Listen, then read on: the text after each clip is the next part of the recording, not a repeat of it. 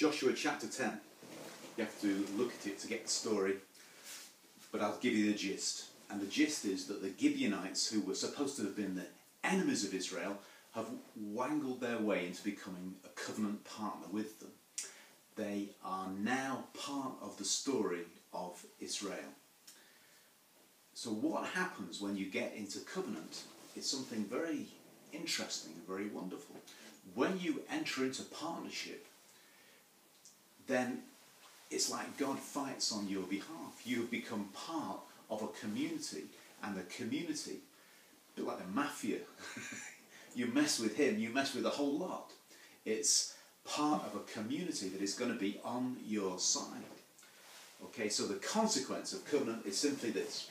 In Joshua chapter 9, Gibeon had joined with Israel and they'd become part of the covenant people. And consequently, when the enemies of Israel take issue against Gibeon, Israel takes issue with them. Israel's enemies turn on them, so they turn to Israel for help and they say, do not abandon your servants. You remember that Gibeon were now woodcutters and water carriers for the house of God. So Joshua says, you're right, you're with us, so we're with you. So now there are ways of supporting people. You know, you can sort of say, wave and say, well done, do your best.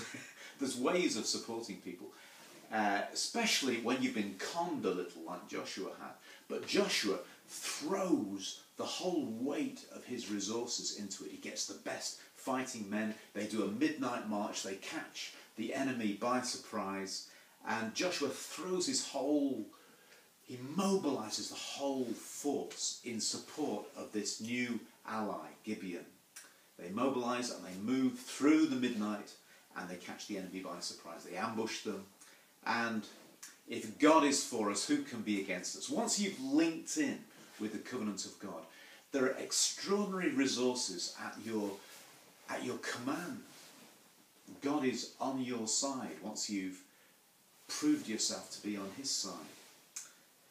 And so covenant means marching on God's side. Remember back in Joshua chapter 5 it says the commander of the armies of the Lord, and Joshua said, whose side are you on? And the man said, neither side.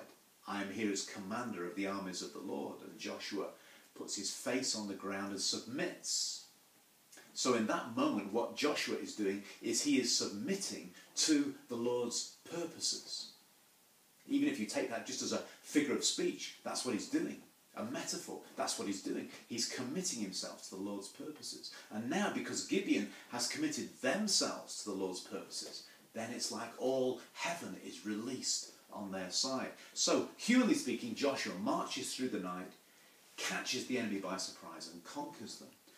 But in the story here, it gets a little bit more than that. It becomes miraculous. It's like the Lord rains hailstones on the enemies. And it says specifically that more people die of the hailstones than die from Joshua's ambush. What it's saying here is God himself is on our side. And then this very, very mysterious moment when Joshua says, oh, sun in the sky, stand still until this enemy is completely defeated. He's saying that the forces of nature are on our side. The heavens, you might say, declare war on the enemies of Gibeon. Hailstones rain down on them, and they come to the obvious conclusion. They say, surely the Lord is fighting for us. Don't you find that a breathtaking, reassuring moment? Surely the Lord is fighting for us. Sometimes you come to a moment in your life when things just seem to coast. When when you've done it right, you've obeyed the law, you're following what the Lord, you're following what you understand that he said to you, and all of a sudden, instead of fighting your way, macheting your way through the undergrowth, and it's all a big drag, it's hard work, and you're getting there, all of a sudden you enter into one of those wonderful mudslides when it just goes all your way. This is what's being expressed as the consequences of covenant. And this is the story of Gibeon saying, once we aligned ourselves with the family of God, then the family of God come into battle on our behalf, but also the power of God, the supernatural energy of God comes into the issue on our behalf. The hailstones rain, the sun stands still until the enemies of God are conquered. That's the story. That's the story. They found their way into covenant, and the result was supernatural energy and supply, the resources of God on your hand. Remember, of course, when they came against Ai, and there was an issue of sin, and there the consequent thought in Israel was the Lord is fighting against Israel. So the theology that they're establishing here is saying if you are on the Lord's side, if you're with him, then it flows slickly. If you stand against him and sin, if there is rebellion deep in your heart, then things seem to stick and come out of joint and difficult and don't work. And so this is the story of Joshua 10. The covenant contains two aspects. It contains blessing and curse. Remember Joshua, I set before you today.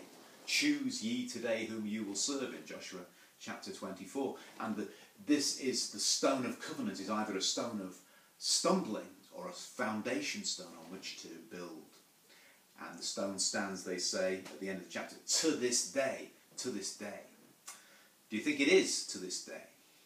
It's like the historical and the spiritual have blended together to teach us something. And here it is. This is the principle from Joshua chapter 10. It's really a question. What happens when you get into covenant with God? I'm certainly not suggesting that everything is hunky-dory and roses and easy coasting along all the time.